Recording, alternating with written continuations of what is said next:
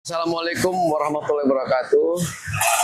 Hari ini kami bersama aparat pemerintah lainnya dari sini, dari pemerintah daerah, melaksanakan pengecekan kerusakan akibat kegiatan penyampaian pendapat di muka umum.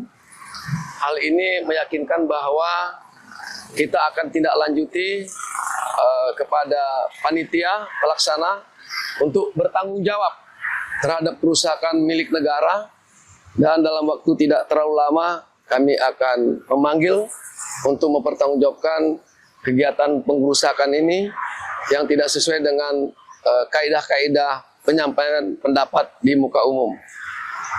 Terima kasih dan mohon partisipasi semua masyarakat Aceh agar tetap penyampaian pendapat di muka umum dengan tertib dan bijaksana. Untuk sementara kami akan memanggil koordinator pengajuan pemberitahuan.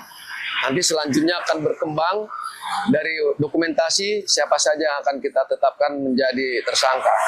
Terima kasih. Assalamualaikum.